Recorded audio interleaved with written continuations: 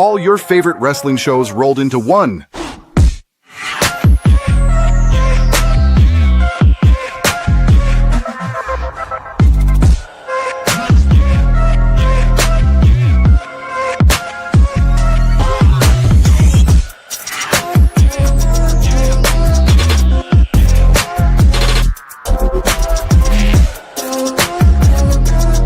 Welcome to the We Book It podcast. Let's start the show.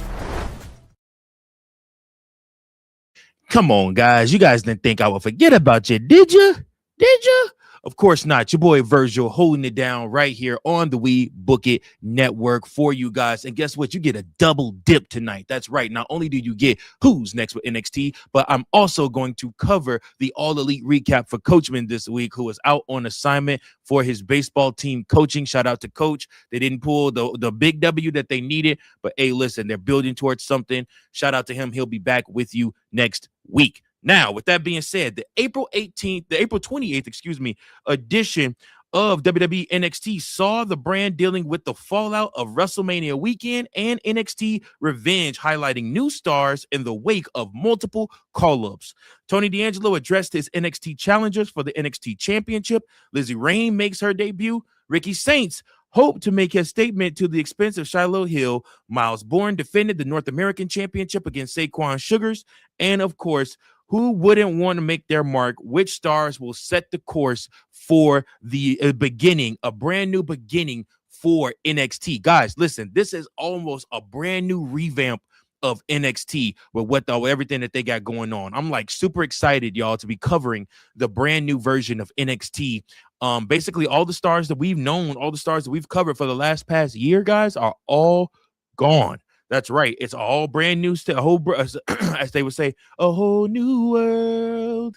It's a whole new world, a whole new bit of people in NXT. So let's start with the first match. North American Championship. It's Miles Bourne going up against Saquon Sugars for the NXT North American Championship. So Dark State tried to interfere early to take down Bourne, but the champion fought hard to avoid any distractions. During the early parts of this match, the turnbuckle got partially exposed, allowing Sugars to send Bourne into unprotected steel and take over. The champion fought back, countering all off of the ropes with a crossbody for a near fall. Then Dark State got involved again, trying to distract the referee. Dion Lennox threatened to attack Bourne with a steel chair during the distraction, but Sugars stopped him. Bourne sent Sugars into Lennox, followed by a Bourne again for the victory. Afterwards, a newcomer to NXT, Mr. England, Tristan Angel, warned Bourne that he was here to make a statement, followed by a sneak attack on the champion by LFG's Cam Hendricks. This was a rushed opportunity for Sugars, who has extremely limited singles experience, but even Dark State as a whole lack credibility right now to pull off the upset with interference. However, Sugars worked well in this spot, and Bourne got another title defense to his name. Listen, I'm telling you guys, I've said it before, I'm going to say it again. This is going to be one of those things where you are going to, oh, snap, we got people commenting. You said Rafa Nakaruma says, hello. Hey, what's going on? Appreciate you for tuning in. Thank you for watching. And then, of course, how are you today? Says, hi. Hey, how's it going? Appreciate you for tuning in and watching. Now, with that being said, to finish my thought, we have right now, when I look at what we got going on in NXT, especially with Dark State, there's a split coming for Dark State, guys. Be clear. Let's be clear about this. Dark State is going to end up splitting up. You already kind of see it. Sugars kind of will end up being a baby face out of this, with the rest of the guys trying to figure out or trying to beat his ass. So we'll see what happens with that. The show started with the highlight reel of NXT Revenge. And it showed a video earlier today of Robert Stone talking with Shawn Michaels and Matt Bloom about challenging this roster to break out and to make a name for themselves. So it's really weird, though, when you think about Dark State, because they started so strong, so fast at NXT that it feels like they are actually on track to drop below the brand new additions to the roster from Evolve and LFG. So we'll just have to see what happens with them. Next up, Tony D'Angelo meets Evil and faces a surprise attack. So Tony D'Angelo comes out and asks whoever called him out with the box last week to come out and face him. The lights went out, and a new NXT threat arrived in the form of Evil. The former IWGP heavyweight champion handed D'Angelo a scroll indicating war was coming for him.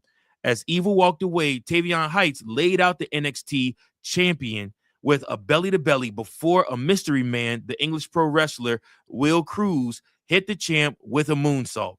No matter how hard NXT is working to build new stars quickly, the approach of throwing a bunch of wrestlers at the screen doesn't really work, guys. Like I said, you got to build guys in. I understand that they want to introduce so many new stars and they don't have a lot of TV time to be able to do it. They only have 2 hours, but they're trying to get you faces of all these different guys that are going to be coming to NXT and going to be in the mix. Vic Joseph put over Evil big while giving the surprise Cruz attack. Is that a fan? Hopefully that isn't an intentional gimmick call. It is unclear what Evil's NXT name will be yet, but the crowd knew his New Japan name immediately. Tatum Paxley and Shiloh Hill laid out Blake Monroe laid Blake Monroe to rest in the graveyard. That's because Blake Monroe has been called up to the main roster. Next up, we have Birthright versus EK Prosper and Sean Legacy. So Birthright arrived with a smile, mocking their opponents before revealing they had laid out Dorian Van Dukes backstage. Prosper arrived, followed quickly by returning Legacy, starting a brawl that became a tag team match. Prosper and Legacy showed chemistry that outshined Birthright throughout the contest, winning with Legacy's shambles on stacks. Birthright attacked both men after the match until Evolve's Tate Wilder came in to make the save. Losses like this certainly do not help Birthright standing in NXT, but it was nice to see Legacy back in action. The action was fast-paced and made Legacy look great in a new look NXT. He should be a major rising star for the brand.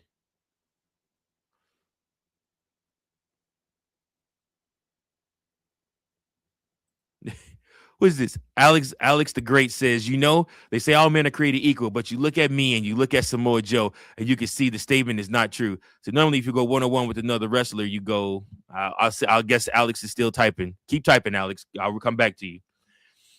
But yeah, back to this. Backstage afterwards, Stone put over Tate and welcomed him to NXT.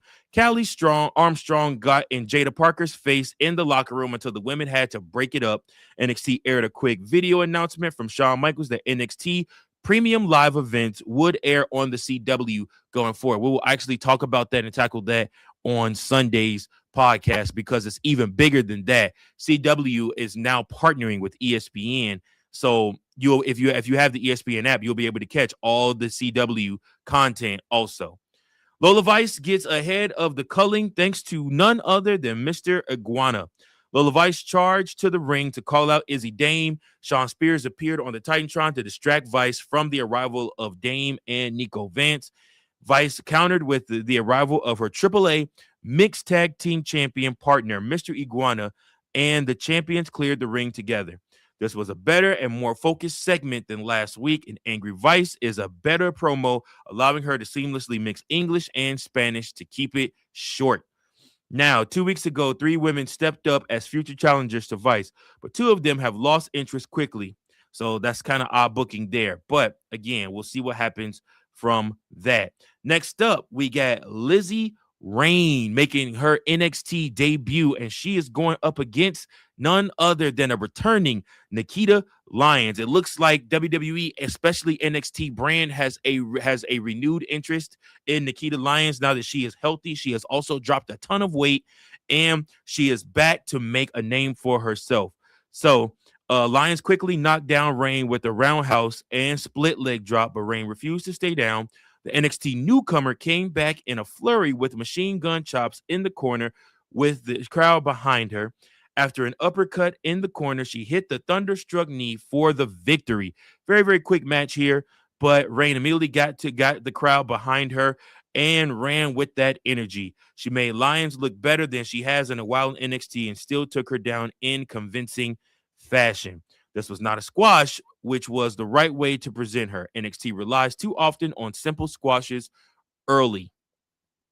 You're going to see a lot of the Nikita Lyons back at NXT. And of course, Reign is the new shiny toy for Shawn Michaels to build around on that NXT roster. You expect her to be fighting for that NXT North American Women's Championship any day now. Keilani Jordan versus Ren Sinclair was the next match. Jordan dominated the match early and took advantage of the knee injury Sinclair suffered against after a drop kick off the apron. Jordan hit a springboard cutter and went to the frog splash. Sinclair got the knees up to protect herself, but could not capitalize after due to the pain in her knee. In response, Jordan attacked the knee again and hit the one-of-a-kind moonsault to win the match. This was a solid, if not unspectacular, match that allowed Jordan to build more heat. The focus on the knee was clear and built to the finish, but did not allow for many interesting sequences. While this is a repeated point, Jordan simply does not have the style necessary to play heel and seems to be hurting her stock trying to sell this character as a heel character. It's just not something that she can potentially do. We'll have to see what happens from there. Next up, in your main event, you got Ricky Saints going up against Shiloh Hill. Saints had control early in this contest until Hill disappeared under the ring. Saints pulled out a dummy decoy, allowing Hill to reappear and lay out the former NXT champion. Saints found his way back into the action after a counter to the standing 360 senton, followed by a spear for a near fall. Hill fought back and hit the 360 senton for a near fall. Saints hit an explosive superplex of his own for a near fall. The Revolution knocked Hill's tooth out. While this seemed to awaken something in Hill, he still managed to hit the Rochambeau on the floor. Saints brought a steel chair into the ring. Hill tripped him into it, followed by the whisper to the Beast for the victory. While this was not a spectacular match, it clearly stood out in the night, selling Hill as a threat to about anyone in NXT, while Saints seemingly is on his way to SmackDown. That's right. He is Cody Rhodes' boy. He will be on SmackDown with Cody Rhodes. I know you guys are super excited for that.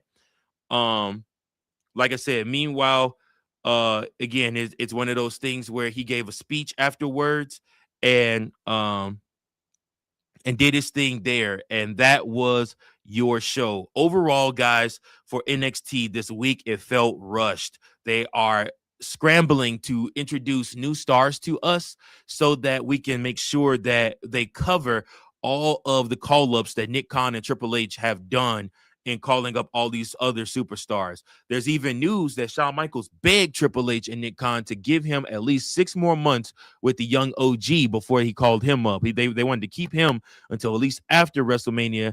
But like I said, Triple H and Nick Khan both agree with, I guess, none other than MJF when they say, and they said WWE needed to get younger and get younger, cooler stars going. So again, that's what you see here. So, once again, that is your NXT recap. Now let's move on to AEW. That's right. This week on AEW, you got Double or Nothing coming up May 24th. But All Elite Wrestling president Tony Khan has already started planning the show and hyping the various feuds that will make up the card. This week's show featured 4 huge title matches. You got Darby Allin versus Brody King for the AEW World Championship. You got Kevin Knight versus MJF for the TNT Championship. You got Kazuchika Okada. I can never say Okada's first name right. Anyways, Okada versus Ace Austin for the International Championship. You have Divine Dominion versus Chris Statlander and Hikaru Shida for the Women's Tag Team Championships. You got Cage and Cope versus RPG Vice. You got Rush in action, and you got the Brawling Birds in action for this one. So the night kicked off with Kevin Knight versus MJF for the TNT Championship. So after a quick video package showing what happened on last week's show, we went live in the arena to MJF's entrance for the opening TNT title bout against Kevin Knight. After some long introductions that included a huge banner for MJF, the match got underway. He kicked Knight in the gut and took him outside of the ring to start inflicting as much damage as possible by ramming him into the steel steps. MJF usually comes into his matches playing mind games and trying to play it cool. So it was actually pretty fun to see him play an angrier version of himself and waste no time trying to get the upper hand. So these two are young stars who could carry AEW for several years to come. So seeing them lock horns felt like what could be the stars of a long-term feud that AEW can go back to multiple times whenever they need something. To the surprise of nobody, this was a very physical encounter. Knight brought brought the exciting moments with his offense, and MJF garnered a lot of boos with his usual heel tactics. This was a great start to the show and built on their previous encounter back in March. Knight actually ended up defeating MJF in this match. What a hot way to kick off AEW for this week. They kick off Dynamite. It just really, really set the tone. I like using MJF or a bigger star to start the night in a match. And this is something that I really get pissed about with WWE. I feel like every show opens the same. It has to be a talking segment. And I just I'm so tired of that. Like I wish sometimes they would just start with a match. I don't think it's too much to ask to switch things up and to start with matches, but it is what it is. Next up, we go Brawling Birds versus Emily Jane and Jordan Blade. So Jamie Hayter and Alex Winder were in action against Emily J and Jordan Blade, two wrestlers from the indie scene. This was a little more than an excuse to give Hayter and Windsor a decisive win. The other team didn't get a single amount of offense before they were beaten in under 2 minutes. If you ever want to show someone a squash match, make it this one. It was the definition of the word, just meant to make the Brawling Birds look complete. Allen offered Knight a title shot for next week if he survives King tonight. Renee Paquette also sounded like she was either sick or lost her voice during a backstage interview. Blade had unique gear and looked pretty cool.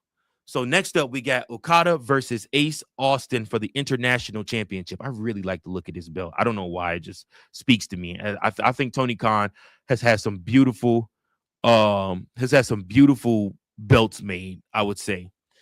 But let's do it. Okada was getting a nice reaction for his entrance until Don Callis came out to join him for his match against Ace Austin for the international title.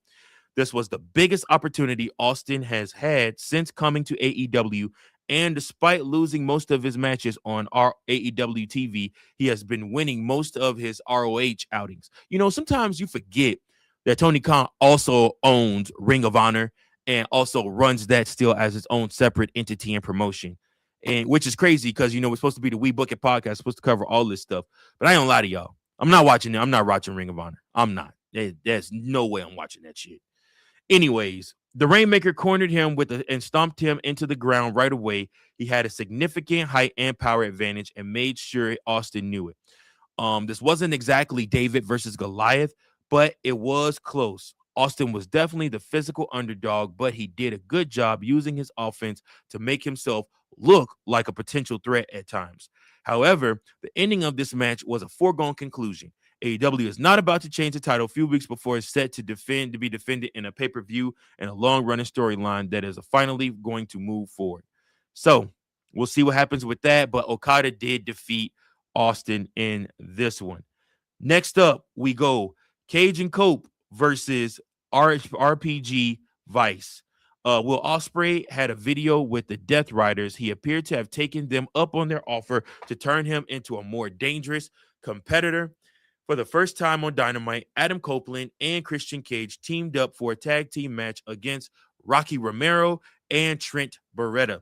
FTR came out to watch from ringside while Stokely Hathaway joined the commentary team.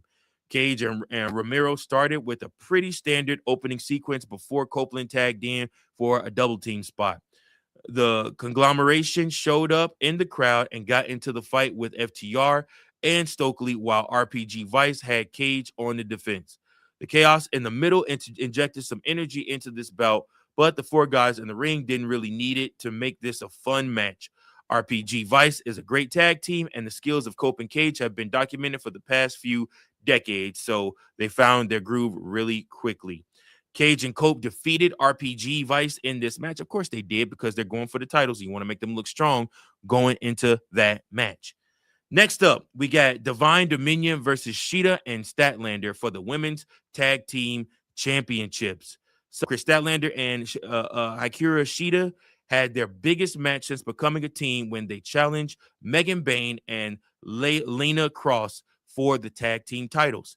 Shida got started for her team. She was giving up mostly size in this bout. She allowed her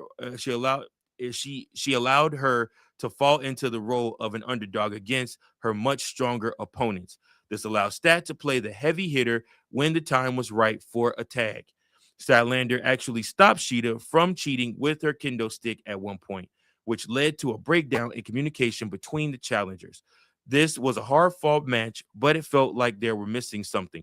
It's hard to pinpoint what it was. It might have been the pace that didn't allow for much selling, but all four competitors still put in some good work here.